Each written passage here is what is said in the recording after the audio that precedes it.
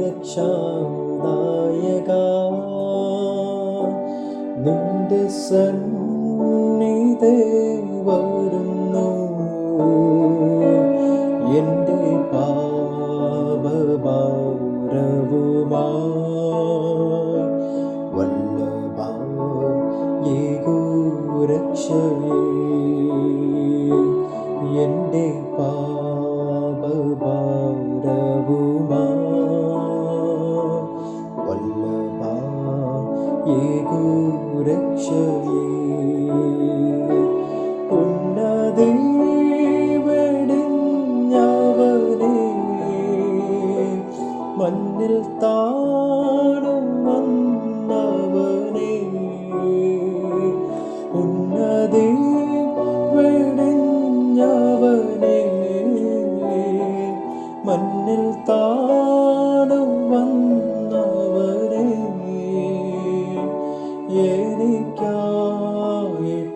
എനിക്കായിട്ടല്ലയോ ക്രൂശിങ്കൽ ജീവനെ തന്നത്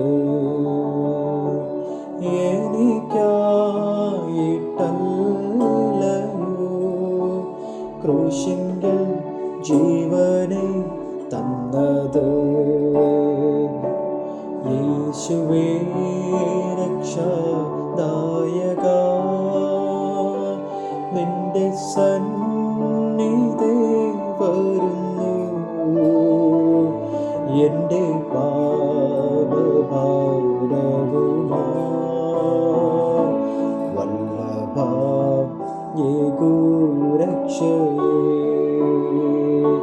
പാപം ചെയ്തിടാത്തവനേ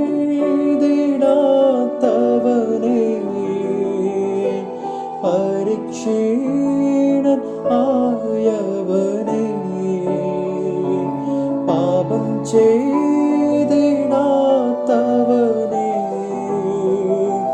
പരിക്ഷീണൻ ആയവനേ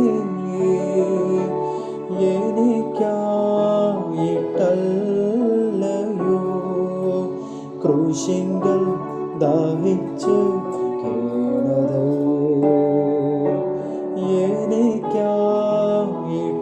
എനിക്കായിട്ടല്ലയോ ക്രൂശിങ്കൽ ദാഹിച്ചു കേണത് യേശുവേ രക്ഷാദായക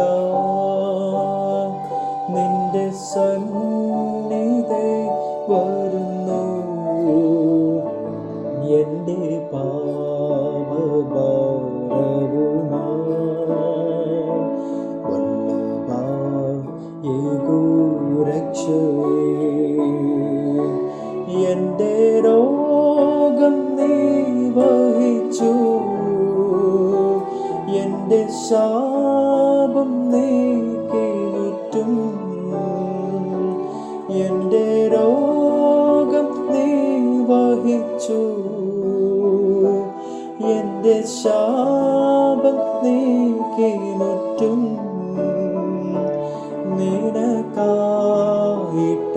നിനക്കായിട്ടെന്നെന്തും ഞാനിനി ജീവിക്കും നിശ്ചയം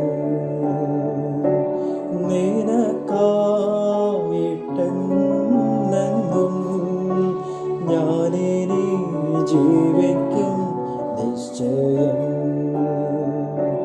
യേശുവേ രക്ഷാദായക നിന്റെ സന്നിധി വരുന്നു എൻ്റെ പാപഭാരവുമായി വല്ലഭയേകൂ രക്ഷയേ സ്വീകരിക്ക എന്നെ ഇന്ന് ആത്മദേഹി ദേഹത്തെയും സ്വീകരിക്ക എന്നെ ഇന്ന് ആത്മദേഹി ദേഹത്തെയും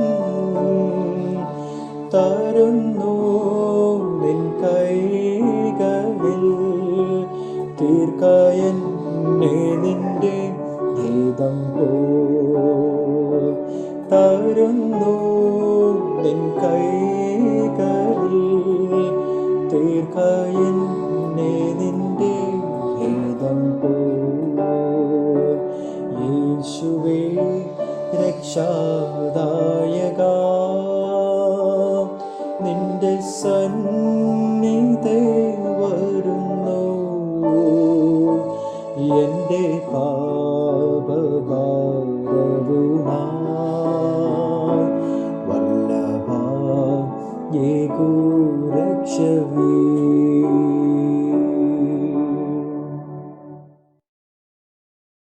നമുക്ക് പ്രാർത്ഥിക്കാം. ഞങ്ങളുടെ കർത്താവും ദൈവവുമായുള്ളവേ, അവിടുത്തെ രണ്ടാം വരവ് ഉറപ്പായും സംഭവിക്കും എന്ന ബോധ്യത്താൽ ഞങ്ങളെ നിറയ്ക്കണമേ. അതുകൊണ്ട് ആത്മനിയന്ത്രണം ജീവിതത്തിൽ പാലിക്കുവാനും മിതത്വം പാലിക്കുവാനും വെളിച്ചത്തിൻ്റെ മക്കളായി ജീവിക്കുവാനും ഈ വചന കേൾവി സഹായകമായി തീരണമെന്ന് യേശുക്രിസ്തുവിൻ നാമത്തിൽ ചോദിക്കുന്നു. ദയയോടെ കേൾക്കണമേ. ആമേൻ. കർത്താവിൽ പ്രിയരെ, അഡ്വെന്റ് മെഡിറ്റേഷൻ സീരീസിൻ്റെ അവസാനത്തെ എപ്പിസോഡിലേക്ക് ഏവരെയും സ്നേഹപൂർവ്വം സ്വാഗതം ചെയ്യുന്നു. യേശു മിശിഹായുടെ രണ്ടാം വരവ് സംഭവിക്കും. ഇത് ഉറപ്പായ കാര്യമാണ്.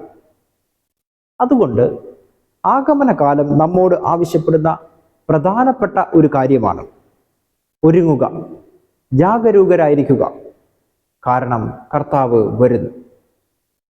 ഈ സന്ദേശത്തെക്കുറിച്ച് തെസ്സലോനിക്കർക്ക് എഴുതിയ 1 ലേഖനം 5-ാം അധ്യായം 1 മുതൽ 11 വരെയുള്ള വാക്യങ്ങളിൽ പൗലോസ് അപ്പോസ്തലൻ വ്യക്തമാക്കുന്നുണ്ട്.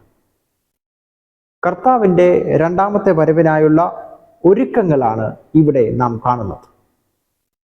5-ാം അധ്യായം 2-ാം വാക്യത്തിൽ കർത്താവിൻ്റെ നാൾ എന്നാണ് കർത്താവിൻ്റെ രണ്ടാം വരവിനെ ഉപയോഗിക്കുന്ന സാങ്കേതിക പദം.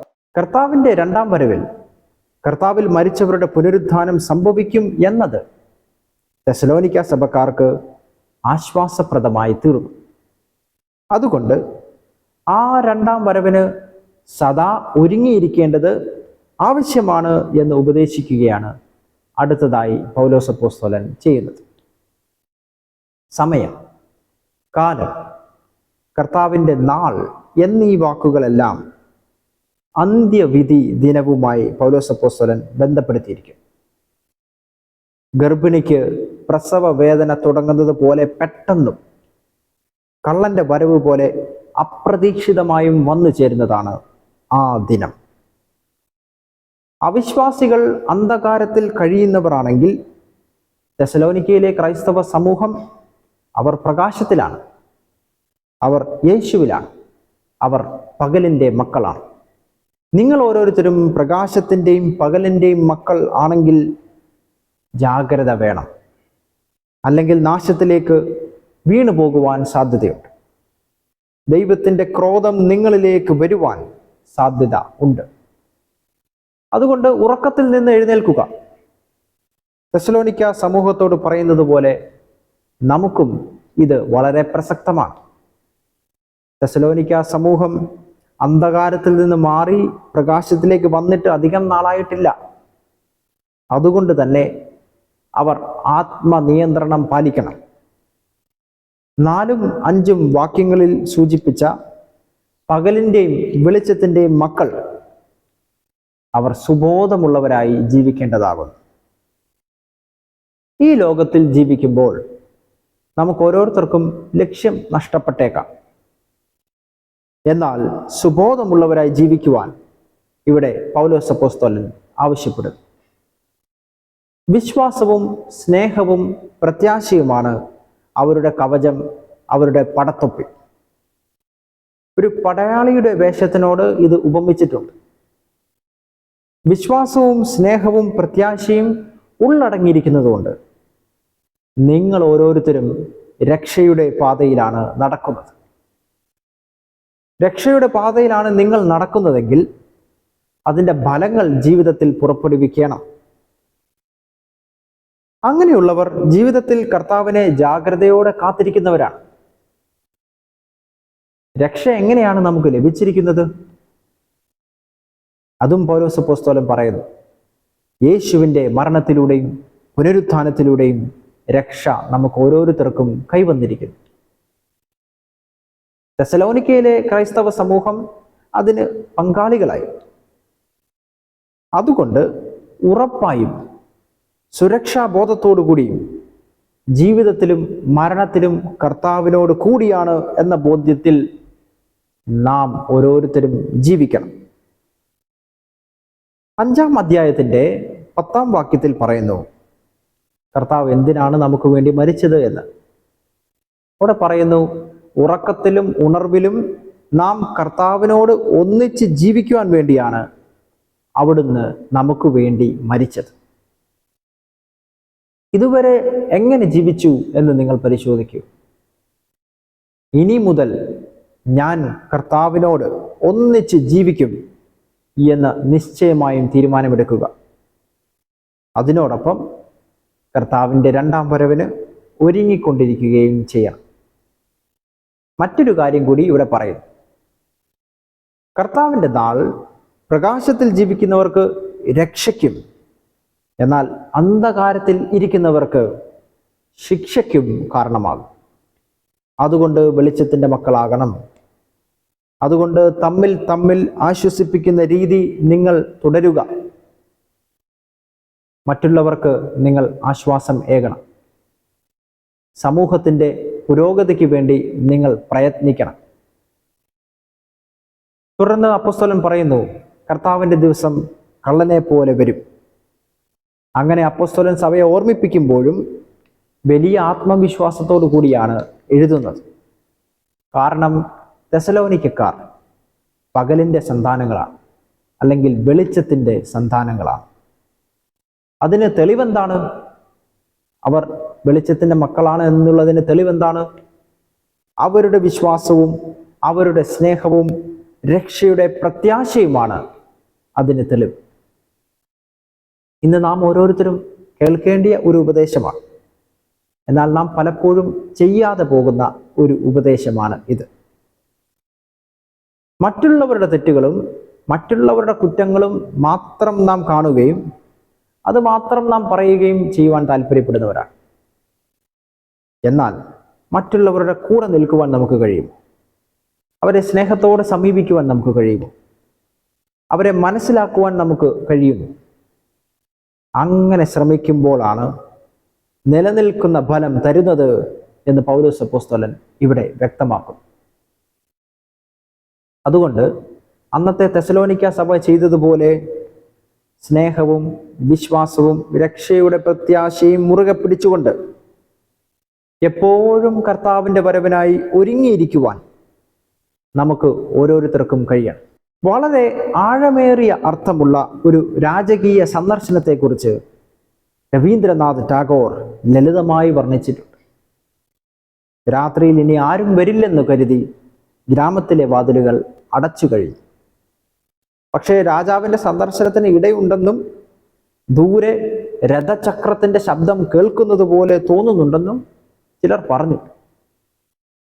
ഒരുപക്ഷെ മേഘം മുഴങ്ങുന്നതിൻ്റെ ശബ്ദമായിരിക്കുമെന്ന് കണ്ണിൽ ഉറക്കം കയറിയ ഞങ്ങൾ പറഞ്ഞു.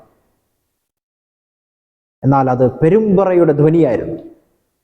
അപ്പോൾ ആരോ ശബ്ദമുയർത്തി, ഉണരുവിൻ, ഇനി ആരും ഉറങ്ങരുത്. മറ്റൊരാൾ പറഞ്ഞു, അതാ രാജപതാക ഞങ്ങൾ കാണുന്നു. എല്ലാവരും അത് കേട്ടപ്പോൾ ചാടി എഴുന്നേറ്റു. വെളിച്ചത്തിന് വിളക്കുകൾ എവിടെ? പൂമാല എവിടെ? പൂപ്പന്തൽ എവിടെ? അയ്യോ, നാണക്കേടായല്ലോ. കെട്ടിയൊരുപ്പും വിധാനിപ്പും ഇതൊന്നും ഇവിടെ ഇല്ലല്ലോ എന്ന് മറ്റുള്ളവർ പറഞ്ഞു. അപ്പോൾ ഒരാൾ പറഞ്ഞു, ഇനി ഈ കരച്ചിൽ എന്തിനാണ്? വെറും കൈയോടെ രാജാവിനെ എതിരേൽക്കുക, രാജാവിനെ സ്വാഗതം ചെയ്യുക, ഒഴിഞ്ഞു കിടക്കുന്ന നിന്റെ മുറിയിലേക്ക് സ്വീകരിക്കുക, വാതിലുകൾ തുറന്നിടുക, നിനക്കുള്ള കീറ്റുപായ അവൻ്റെ മുമ്പിൽ വിരിക്കുക. മണവാളനെ എതിരേൽപ്പാൻ പുറപ്പെട്ട 10 കന്യകമാരുടെ ഉപമയിലെ മണവാളന് പകരം ഗീതാഞ്ജലിയിൽ രാജാവിനെ എതിരേൽപ്പാൻ ഉണർന്നിരിക്കാനാണ് ടാഗോർ പ്രബോധിപ്പിക്കുന്നത്. പ്രിയമുള്ളവരെ, തെസലോനിക്ക സമൂഹത്തെ പോലെ ദൈവീക പുണ്യങ്ങൾ ചെയ്തുകൊണ്ട് എപ്പോഴും കർത്താവിൻ്റെ വരവിനായി ഒരുങ്ങിയിരിക്കുവാൻ നമുക്ക് കഴിയുമോ? നിങ്ങളുടെ ഹൃദയവാതിലുകൾ തുറന്നിടുക. മഹത്വത്തിൻ്റെ രാജാവായ യേശു ക്രിസ്തുവിനെ നിങ്ങളുടെ ഹൃദയങ്ങളിൽ പ്രവേശിപ്പിക്കുക. കാലങ്ങൾ മാറിയാലും, ദേശങ്ങൾ മാറിയാലും, ചിന്തകൾ മാറിയാലും, സാഹചര്യങ്ങളൊക്കെ മാറിയാലും ദൈവവചനത്തിന് ഒരു മാറ്റവുമില്ല. യേശു കർത്താവ് നിശ്ചയമായും മടങ്ങി വരും. ഒരുങ്ങിയിരിക്കുക. Be prepared.